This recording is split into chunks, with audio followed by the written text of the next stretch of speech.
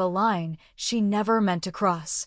If you've ever felt forgotten, if you've ever sat beside someone and felt completely alone, then maybe, just maybe, you'll understand what I'm about to share.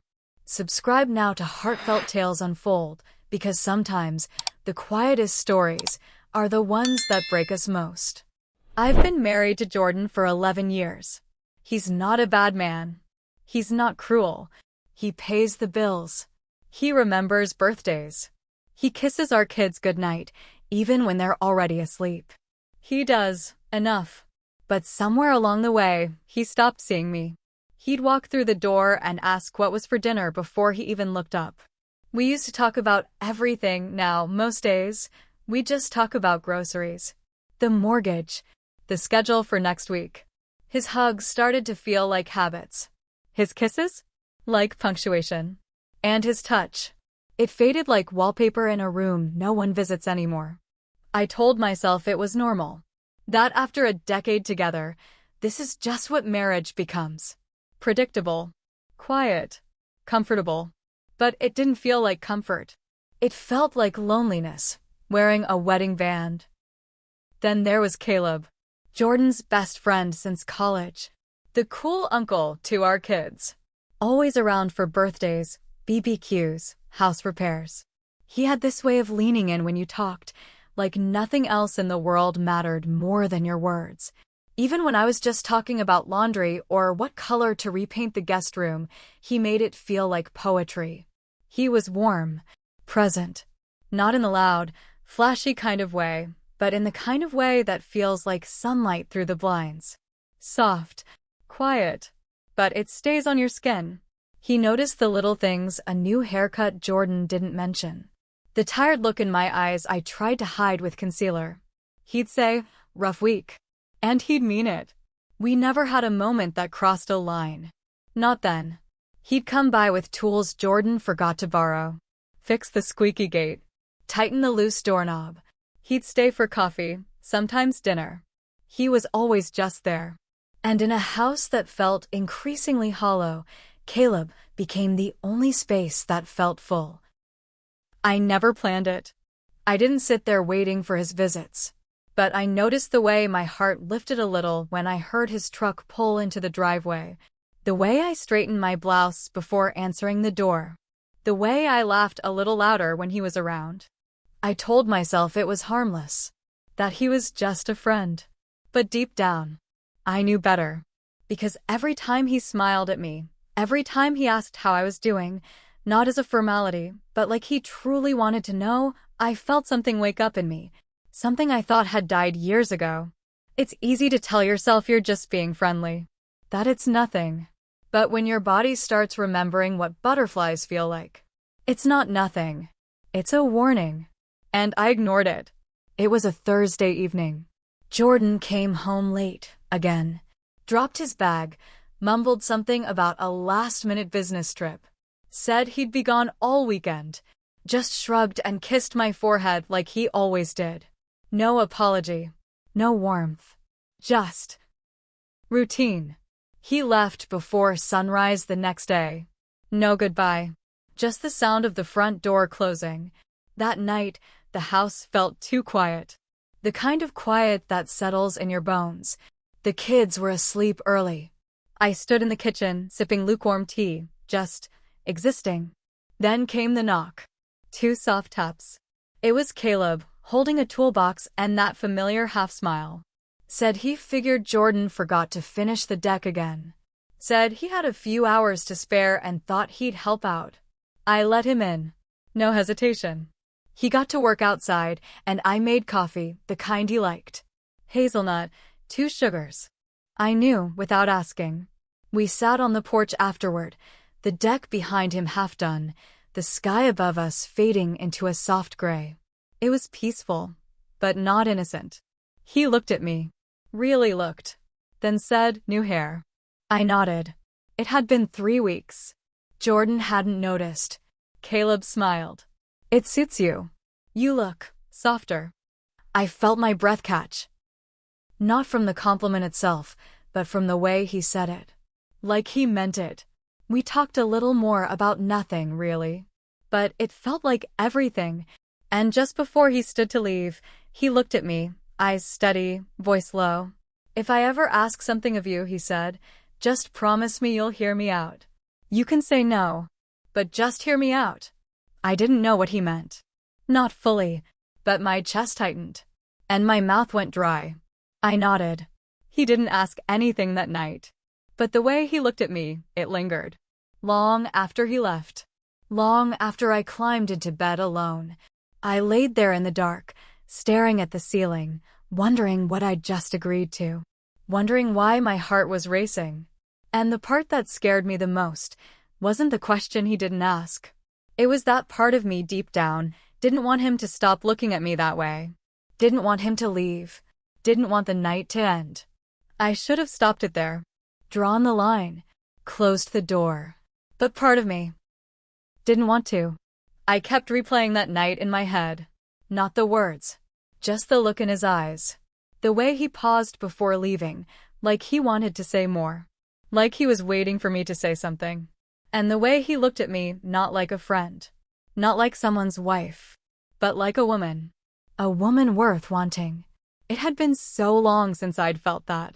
The next morning, I walked past the mirror and caught a glimpse of myself, my robe hanging loose, my hair messy, eyes still tired. But I looked closer, and I didn't feel invisible. And that scared me. I started paying more attention to little things. Brushing my hair before taking out the trash. Putting on a spritz of perfume, even if I wasn't leaving the house. Checking my phone more often than I should have. I told myself it was nothing. That Caleb wasn't thinking about me. That it was just a weird moment. But deep down, I hoped he was. I hated myself for that. Every time I walked past our wedding photo hanging in the hallway, I'd feel this sharp twist in my stomach. There we were, me in white, Jordan in black, smiling like the world was brand new. And yet, that smile felt like a stranger now. Jordan hadn't kissed me like that in years. Hadn't looked at me like that since before the second baby. He loved me. I knew he did. But love without attention feels like abandonment in disguise. And Caleb, he gave me attention without even trying. Or maybe he was trying. I didn't know anymore. I'd catch myself thinking about him while folding laundry, while stirring soup, while lying in bed beside Jordan, wide awake.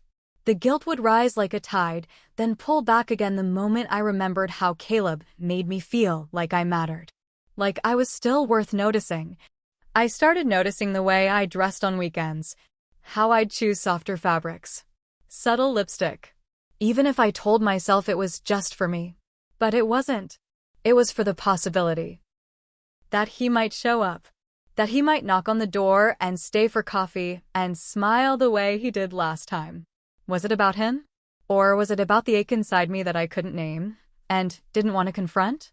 Every time I heard his name in conversation, every time Jordan mentioned him casually, I felt my pulse shift. Like my body remembered something my mind was trying to forget. I tried to draw the line in my head. But the truth is, I was already past it.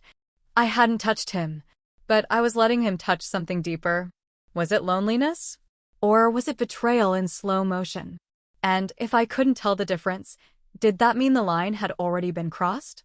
The second weekend Jordan was away, Caleb came over again. This time, he brought wine. Red. The kind I always said I liked in passing. He remembered. Said he figured we could finish the deck, or just sit on it and pretend it was done. I laughed. And God, I laughed too long. We didn't do any work that day. Not really. We sat on the porch. Same spot. Same quiet. But it wasn't the same. There was a weight in the air. Not heavy, just present. Like a door had been left cracked open. Like we both knew there was something in the room neither of us was naming. He made a joke about Jordan, about how he never finishes what he starts. I smiled, but it felt different this time. Like we weren't talking about projects anymore. And then he looked at me, eyes steady, wine glass tilted just slightly in his hand, and asked, "Do you ever wonder what life might have looked like if you'd met me first?" I felt my body go still. Everything in me locked up, except my heart. That was pounding. I didn't answer. Didn't even breathe for a second. I looked down. Swallowed hard. He didn't press. He didn't need to. The question wasn't really a question. It was a confession. And by staying silent, I gave mine back. He didn't stay long after that. Said he had somewhere to be. But his eyes lingered again at the door. The same way they did last time. Later that night, after the kids were asleep, after the dishes were done, after I lay in bed next to a man who didn't ask how my day went, my phone buzzed. A message from Caleb. I didn't mean to overstep, but I meant every word. I stared at it for a long time. My thumb hovered over the screen. I could have ignored it, could have deleted it, could have said, "This needs to stop." But I didn't. I typed slowly, felt my fingers shake. I don't know what I'm doing either, and I hit send. I waited for the regret to come, for the shame. But it didn't, not right away. Instead, I felt something else. Like relief. Like the silence between us had finally said what we couldn't. The next day, I couldn't look at myself in the mirror. But I checked my phone every hour. Waiting. He didn't text back. Not for a day. Not for two. But when he finally did, it was short. "Can I see you?" Just to talk. I should have said no. Should have shut it down. But I didn't. I told myself we hadn't done anything. That it was just a conversation. Just wine. Just words. But I knew better. Because the line we used to pretend wasn't there. We weren't just approaching it anymore. We were balancing on it. And part of me wanted to fall. The third weekend, I didn't cook for Jordan. There was no family meal, no cluttered plates for four. Just two settings. 2 wine glasses. 1 candle, flickering quietly between them. I told myself it was just dinner. Just food. Just company. But I knew better. When Caleb arrived, he didn't knock. He just opened the back gate, like he always did. Familiar. Comfortable. He walked into the kitchen like it was his second home, smiled when he saw the table, but didn't say a word. He set down the bottle of wine, rolled up his sleeves, helped with the dishes already in the sink, not because they needed cleaning, but because we both needed something to do with our hands. We talked about weather, work, random things neither of us really cared about. But the silence between each sentence, it was louder than any words we said. There was a moment, a long one, when the conversation just stopped. Not awkward, just still. He looked at me. Not like a friend. Not like someone's wife. Like someone he'd been waiting for. He didn't ask for permission. Didn't make a move too quickly. He just leaned in. And I didn't move away. I didn't remind him of Jordan. I didn't pull back. I didn't do any of the things a woman who wanted to protect her marriage would do. Instead, I closed my eyes. It wasn't rushed. It wasn't frantic or clumsy. It was slow, careful, almost reverent. Every touch felt like it had been waiting for years. Every second stretched into something sacred and stolen. And when it was over, when the quiet returned and there were no more excuses left between us, I looked at him. He was lying beside me, eyes open, breathing steady. And I whispered, barely louder than a breath, "What have we done?" He didn't hesitate, didn't soften the truth, didn't offer comfort. He just said, "Something we can't undo." And he was right, because in that moment, everything changed. Not just between me and him, but between me and myself. Because now, every time Jordan said, "I love you," I'd wonder if he could feel the distance I had created. If he could hear it in my silence. If he could see it on my skin. And every time Caleb smiled at me, I'd remember how it felt to say yes without a word. Monday morning came like it always did. The sun rose. The kids stirred. The coffee brewed. And Jordan walked through the door, smiling like everything was fine.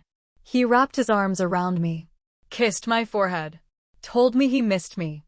And I wanted to scream. Not because of what he said, but because of what I had done. Because of what he didn't know. Because of how easy it was to lie just by standing still. I nodded. I smiled. I asked how the trip went. I played the part. But inside, something had cracked. He unpacked his bag while I folded laundry in the other room, wondering if he could smell Caleb on my skin. If he could see the guilt in my eyes. If something in the universe would give me away. But nothing did. Life continued. Breakfasts, homework, bedtime stories. Except now, everything felt rehearsed. And Caleb, he didn't text. Not for 2 days. Not even a check-in. When his message finally came, it was short. Cold. Final. I'm sorry. I shouldn't have asked you for that. I never should have let it happen. I stared at the screen for a long time. I read it over and over. There was no we. No us. Just him. His mistake. I didn't know if I felt relieved or abandoned. Maybe both.